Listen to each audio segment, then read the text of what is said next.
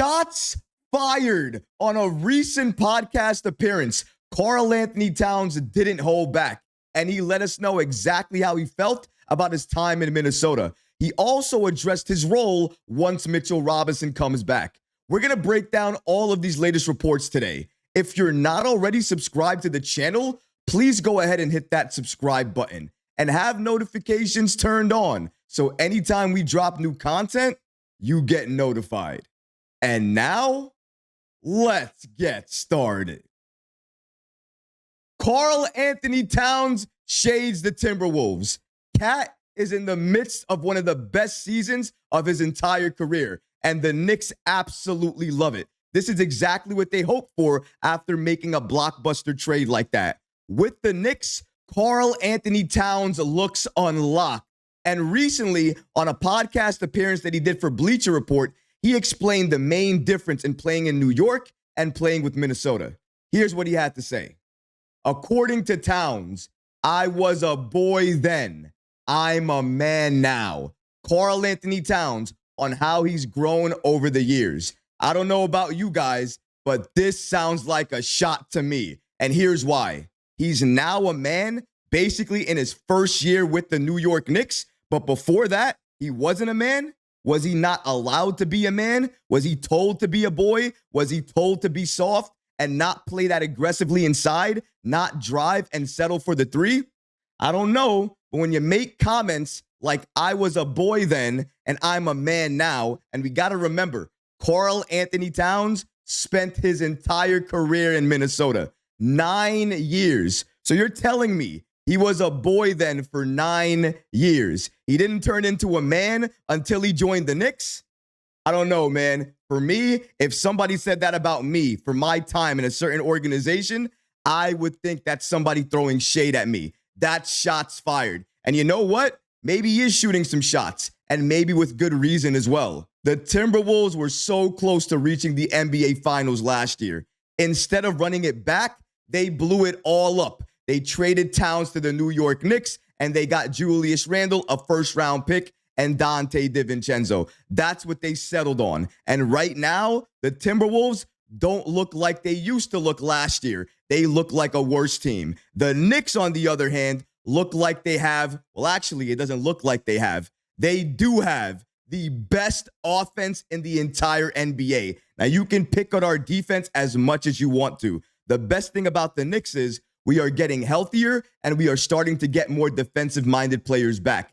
That's going to help our overall defensive rating. That's the first part. But the offense, if it stays the same and we get better defensively, there is no team on this planet that can go toe-to-toe with us. Right now, this trade is looking like a fleece job by Leon Rose. The Knicks look like a better team, an extremely better team, and Towns is a major reason why. With the Timberwolves, you can say one of the main reasons they're not gelling together as a team is because Randle and Dante DiVincenzo aren't doing exactly what they need to do. But going back to Karl-Anthony Towns and his comments, saying that now he's a man with the Knicks, and he was basically a boy with the Minnesota Timberwolves over the last 9 years, that is absolutely throwing shade at them. And it's also saying and giving praise to the Knicks for allowing him to be a man, allowing him to play his game and do the things he's most comfortable with. And that's something you gotta love.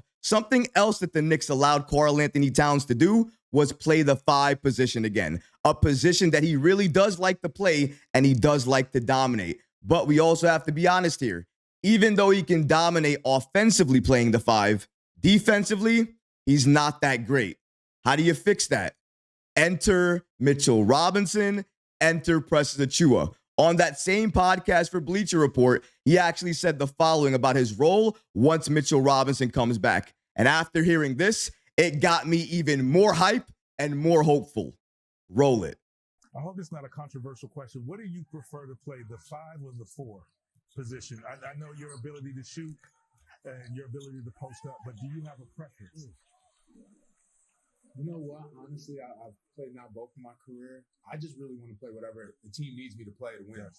I know, you know, something you would say, oh, and we all would say that, but it's true. I'll do whatever the team needs me to do.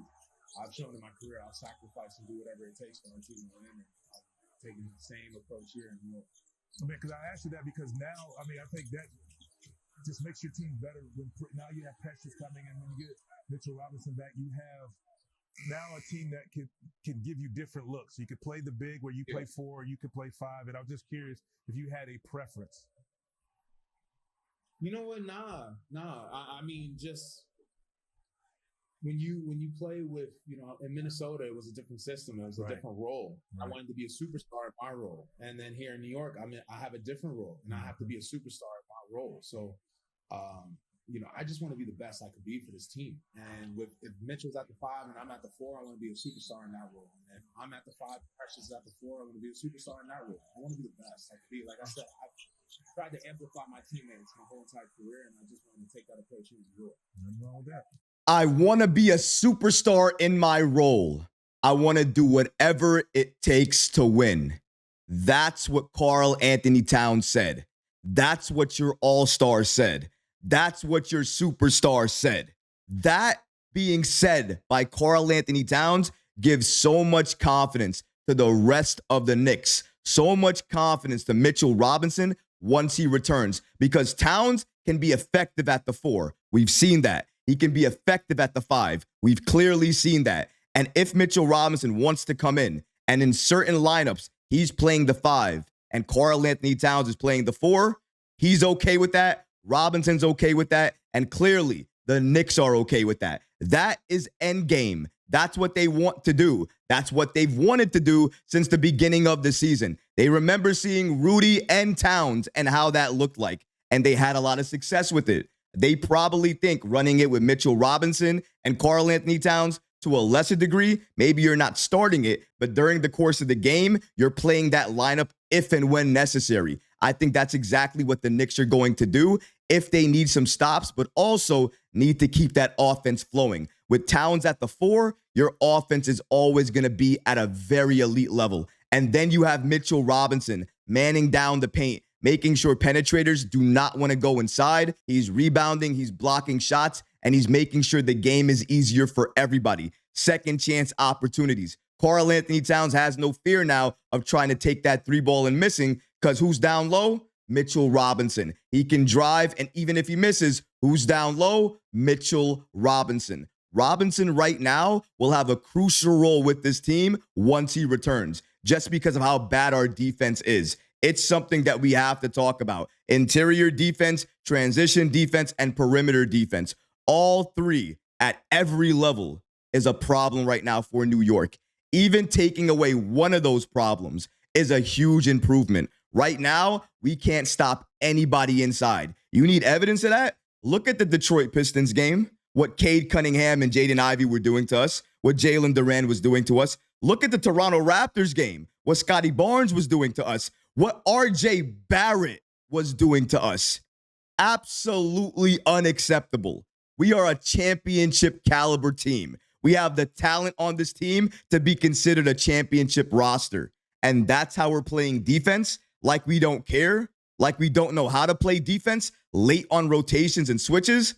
That's not going to get it done. Not in the NBA and not on any level that's going to win you something important. The Knicks need to clean that up, and I believe that they will. And when you have somebody as committed and locked in as Karl-Anthony Towns, willing to do whatever it takes to help your team win and get that victory, get another W in the win column, and try to win a championship, that's all you can ask for from your superstar. And I can tell you one thing, Jalen Brunson likely feels the exact same way. You need him to be a point guard. You need him to be a scoring guard. Whatever you need him to do, he's going to do it.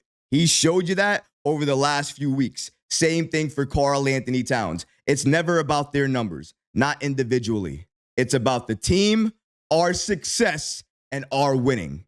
And when your superstars want that, and they believe that, the entire team also buys in, and they believe the exact same message as well, too.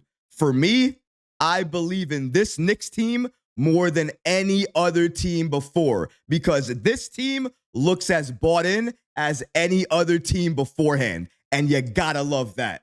But what about you guys? What do you think about the following reports where Karl-Anthony Towns basically shaded the Minnesota Timberwolves, essentially saying, not even essentially saying, directly saying, I was a boy then and I'm a man now.